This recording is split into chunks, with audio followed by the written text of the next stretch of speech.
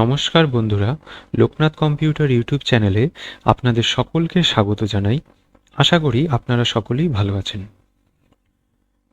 আজকের ভিডিও টিউটোরিয়ালে আমরা এ টু জেড সবকটি অ্যালফাবেট পরপর মানে এ বি সি ডি এইভাবে প্রতিটি অ্যালফাবেট টাইপিং শিখব। এর আগের ভিডিও টিউটোরিয়ালগুলো দেখে এবং প্র্যাকটিস করে আপনারা প্রতিটি রো এবং কোন রোর কোথায় কোন কিটি অবস্থান করে আছে আর সেই কিটি কোন আপনার হাতের কোন আঙুল দিয়ে স্পর্শ করতে হবে সেই বিষয়ে আপনাদের একটি ক্লিয়ার ধারণা তৈরি হয়ে গেছে। এবার সেটি আরও প্রমিনেন্ট হওয়ার জন্য আপনারা এই ভিডিওটি দেখুন এবং দেখে এবিসিডি টাইপিংটা প্র্যাকটিস করুন। প্রথমে আপনি আপনার কম্পিউটারের নোটপ্যাড সফটওয়্যারটি ওপেন করে নিন। তারপর আপনার দুটো হাতই মিডল রোড যথানির্দিষ্ট স্থানে আপনার দুই হাতের সবকটি আঙুল রাখুন এবং টাইপিং করুন এ A B C D E F G H I J K L M N O P Q R S T U V W X Y Z. Enter. বন্ধুরা, আমি একটা জিনিস আপনাদের রিকোয়েস্ট করব আপনাদের কাছে, সেটি হচ্ছে এতদিন প্র্যাকটিসের পরে আপনারা দেখবেন যে আপনাদের লেটার কোন অ্যালফাবেট কোথায় আছে এই সম্বন্ধে ধারণা পরিষ্কার এবং আপনারা দেখবেন এই টাইপিংটা আপনারা খুব সহজেই করতে পারছেন। কিন্তু চেষ্টা করবেন যাতে প্রতিটি অ্যালফাবেট ঠিকঠাকভাবে কীগুলো প্রেস করার, মানে এমন যেন না হয় একটা কি প্রেস করতে গিয়ে তার সাথে পাশের কিটাও প্রেস হয়ে গেল এবং স্ক্রিনে আপনার একই সাথে দুটো কি উঠে আসলো, এটা যেন না হয়।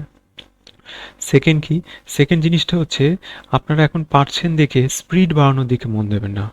আপনারা এখন টাইপিং পারছেন, তাই এখন আরও অ্যাকিউরেট হওয়ার দিকে মন দিন। কারণ আপনি এতটা কষ্ট করে এই পর্যন্ত শিখলেন, এখন যদি আপনি স্পিড বাড়ানোর দিকে মন দেন তাহলে হবে কি, যেইটা আপনি শিখে এসেছেন সেটা আবার বিগড়ে যাবে। তাই আপনি স্পিড বাড়ানোর দিকে না, আপনি চেষ্টা করুন যতটা অ্যাকিউরেট করা যায় টাইপিংটা ততটা ভালো।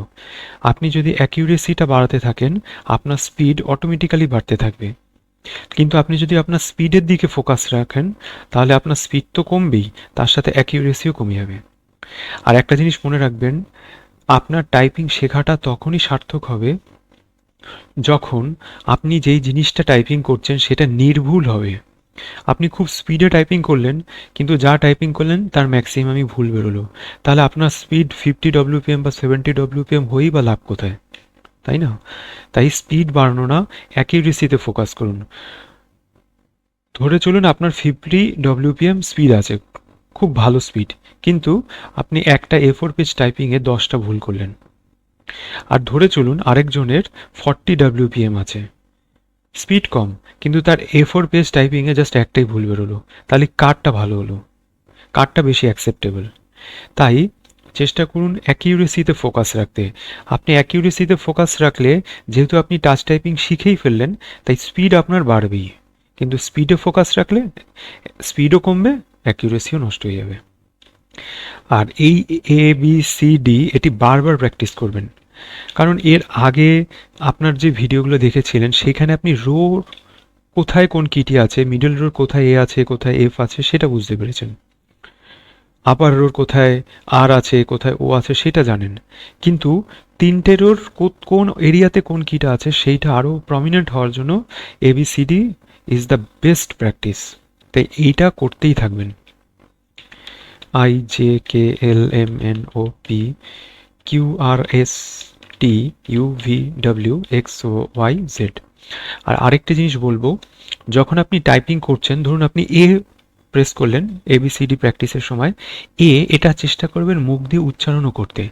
এরপর যখন বি প্রেস করবেন বি উচ্চারণ করবেন, CDEF উচ্চারণ করে করে প্রথমের দিকে চেষ্টা করবেন করতে। আপনি চাইলে পরেও করতে পারেন উচ্চারণ করে, কিন্তু উচ্চারণ করে করলে হবে কি, আপনার আঙুলের যে সেন্সেশন হয়েছে এ কিতে গিয়ে, সেই সেন্সেশনটা আলাদাভাবে আপনার মাইন্ড অ্যাকসেপ্ট করবে। একই সাথে যখন আপনি এটা উচ্চারণ করলেন, মাইন্ড সেটা আরও প্রমিনেন্ট হবে যে এইখানে এই ওয়ার্ডটা আছে আর তার সাউন্ডটা এইরকমই। তাই আপনার অ্যাকিউরেসির লেভেলটা আরও বাড়বে। আমি যে বিষয়গুলো বলছি এগুলো এখন আপনি বুঝবেন না, কিছুদিন প্র্যাকটিস করুন, তখন আপনি বুঝে যাবেন।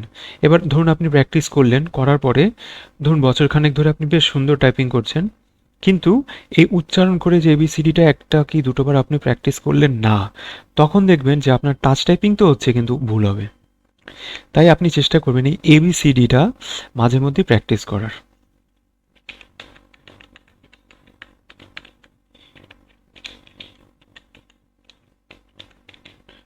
আর চেষ্টা করবেন যাতে স্পিড স্পিডে ফোকাস না, ফোকাস হবে আপনার অ্যাকিউরেসিতে।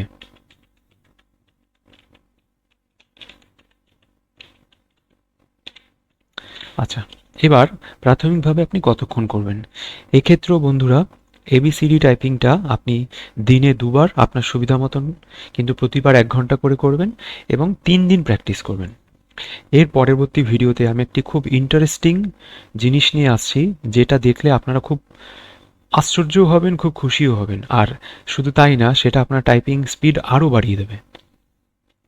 তাই আপনাদের সাথে আমার পরের ভিডিওতেই দেখা হচ্ছে গিয়ে।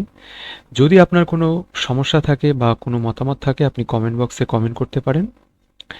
শেষ পর্যন্ত ভিডিওটি দেখার জন্য আমি আপনাদের সকলকে অসংখ্য ধন্যবাদ জানাই। আপনাদের সুন্দর একটি ভবিষ্যৎ কামনা করে ভিডিওটি এখানেই সমাপ্ত করছি।